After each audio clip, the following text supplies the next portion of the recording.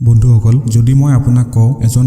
কিশোৰী ছোৱালী এজনী হত্যা কৰি নিজৰ দেউতাকক পুলিচৰ আগত অপৰাধী সজাব বিচাৰিছিল তেন্তে আপুনি বিশ্বাস কৰিবনে ভিডিঅটো শেষলৈ চাব আপোনালোকৰ মূল্যৱান সময় নষ্ট নকৰি আহক আজিৰ ভিডিঅটো আৰম্ভ কৰোঁ যোৱা 18 অক্টোবৰত আমাৰ অসমতে নগাঁও জিলাৰ কলিয়াবৰত 6 বছৰীয়া কিশোৰী এজনী ঘৰৰ ওচৰৰ এটা শৌচাগাৰত বেহুচি অৱস্থাত স্থানীয় ৰাইজে প্ৰত্যক্ষ কৰে তাৰ পিছত অনতিপলমে চিকিৎসালয়লৈ লৈ যায় যদিও কিশোৰীগৰাকীৰ মৃত্যু ঘটে ডাক্তৰে শৰীৰটো চাই লক্ষ্য কৰিলে ছোৱালীজনীক বুকু মূৰত পেটত আঘাতৰ স্পষ্ট চিন তাৰ পিছত আৰম্ভ হৈ গ'ল পুলিচ ইনভেষ্টিগেশ্যন আইপিএছ আনন্দ মিশ্ৰা ছাৰৰ টিমৰ অধীনত আৰু ইনভেষ্টিগেশ্যনৰ 24 ঘণ্টা নহওঁতে আৰক্ষীয়ে গ্ৰেপ্তাৰ কৰিবলৈ সক্ষম হয় অপৰাধীক আৰু যেতিয়া এছপি আনন্দ মিশ্ৰা ছাৰে সম্পূৰ্ণ ঘটনাৰ বিৱৰণী দিলে তাত থকা সকলোৰে মুখৰ মাত হেৰাল আপুনিও জানি নিশ্চয় আচৰিত হ'ব এই হত্যাকাণ্ডৰ মূল অভিযুক্ত তিনিজন শিশু দুজনৰ বয়স মাত্ৰ 11 বছৰ আৰু এজনৰ বয়স 8 বছৰ আৰক্ষীয়ে কোৱা মতে কাহিনীটো এই ধৰণৰ আছিল কোভিড লৈ স্কুলৰ বৰ্তমান অনলাইন ক্লাছ চলি আছে আৰু সেই ল'ৰাকেইজনৰো অনলাইন ক্লাছ চলি আছিল এজন ল'ৰাই দেউতাকৰ মোবাইলটো লৈ ৰাস্তাত ওলাই আহি তাৰ লগৰ দুজনক মাতি একেলগে পৰ্ন ভিডিঅ' চাই আছিল ঠিক সেই সময়ত সিহঁতৰ চুবুৰীয়া 6 বছৰীয়া কিশোৰী এজনী সিহঁতৰ ওচৰলৈ আহে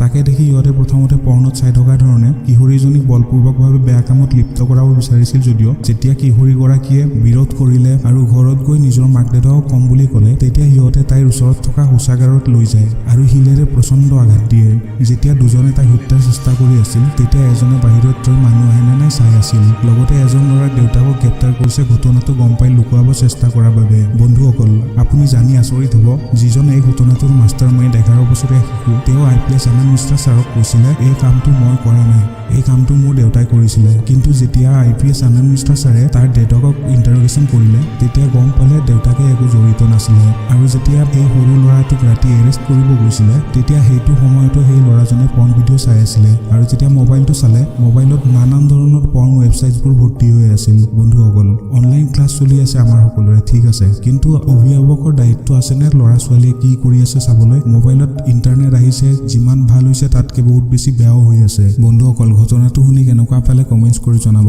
ভাল পালে চেনেলটো ছাবস্ক্ৰাইব কৰি লাইক বুটানটো টিপি দিব ধন্যবাদ